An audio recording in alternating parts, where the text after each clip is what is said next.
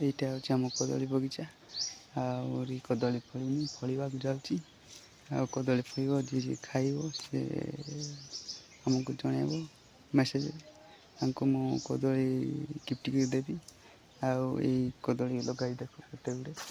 ଏଇ କଦଳୀ କେତେ ଗୁଡ଼ିଏ ଲଗାଇଛି, ଏତେ ସାରା କଦଳୀ। ଆହୁରି ଏଇପଟେ ଆମ ସେଇଠି ବାଇଗଣ ଲଗା ହେଇଛି। ଆହୁରି ସେପଟେ ଆମ ବଗିଚା ହେଇଛି। ଯିବା ଚାଲନ୍ତୁ ଦେଖିବା ସେ ବଗିଚା କ'ଣ କ'ଣ ଲାଗିଛି। ତାପରେ ଆପଣଙ୍କୁ ଜଣେଇବି କ'ଣ ଲାଗିଛି କି ନ ଲାଗିଛି, ସେୟାକୁ ବି କହିବାକୁ ଯାଉଛି। ଅଲରେଡ଼ି ଆମେ ବଗିଚାକୁ ପହଞ୍ଚିଗଲୁ। ବଗିଚାରେ କ'ଣ କ'ଣ ଲାଗିଛି ଦେଖିବା ଚାଲ। ଏଇଠି ସୂର୍ଯ୍ୟମୁଖୀ ଲଗା ହେଇଛି। ଏଇଠି ଛୋଟ ଛୋଟ ଗୁଡ଼ାକ ହେଇଛି, ଜଣାପଡ଼ୁନି। ବଡ଼ ହେଲେ କି ଜଣାପଡ଼ିବ। ଆହୁରି ଦେଖନ୍ତୁ ଛୋଟ ବଗିଚା ପରେ ଦେଖ, ଏଇଠି ଛୋଟ ବଗିଚା କିନ୍ତୁ ଏଇଠି ଲାଗିଛି ସୂର୍ଯ୍ୟମୁଖୀ ହେଇଛି କିନ୍ତୁ ଜଣାପଡ଼ୁନି। ଦେଖ ଏଇଟା ହେଉଛି ସୂର୍ଯ୍ୟମୁଖୀ ଫୁଲ ଗଛ। ଆହୁରି ସେପଟେ ଲାଗିଛି, ସେପଟେ ଯେଉଁ ଲାଗିଛି ରାଞ୍ଜ ଦିଆ ହେଇଛି।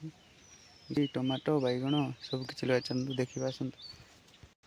ଏଇଠି ଆମେ ପହଞ୍ଚିଗଲୁ। ଦେଖନ୍ତୁ ଏଇଠି ଟମାଟୋ ଲଗା ହେଇଛି।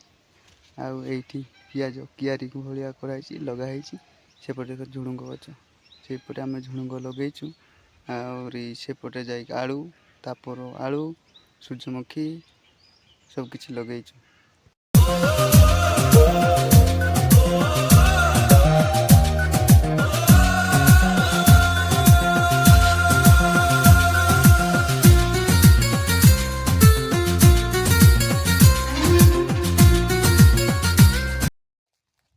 ଏଇପଟେ ଆମର ପିଆଜରା ପଡ଼ିଛି, ହେଲେ କମ୍ ହେଇଛି, ତାକୁ ଲଗାଯାଇନି।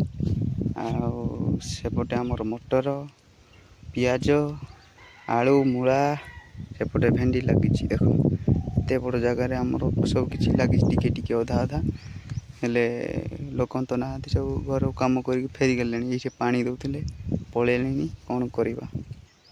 ଦେଖନ୍ତୁ ଏଇଠି କୋବି ଲଗା ହେଇଛି, କୋବି, ସେପଟେ ବନ୍ଧାକୋବି, ଫୁଲକୋବି। ଏଇଟା ଫୁଲକୋବି ଲଗା ହେଇଛି। ଏଇଟା ଆଳୁ, ଆହୁରି ପିଆଜ ଦେଖ କେମିତି ମଝିରେ ଧାଡ଼ି ହେଇକି ଲଗା ହେଇଛି। ଦେଖନ୍ତୁ ଏଇଟା ଆମର ବାଟ, ଏଇଠି ଲଗା ହେଇଛି। ଏଇଟା ହେଉଛି ସୂର୍ଯ୍ୟମୁଖୀ। ବଡ଼ ହେଲେ କି ବହୁତ ଭଲ ଦିଶୁଛି। ଆଉ ସେପଟେ ସବୁ ସୂର୍ଯ୍ୟମୁଖୀ ଲଗାଇଲେ କେତେ ବଡ଼ ଏରିଆ ବାଟେ ଚାଷ କରାହେଇଛି। ଦେଖ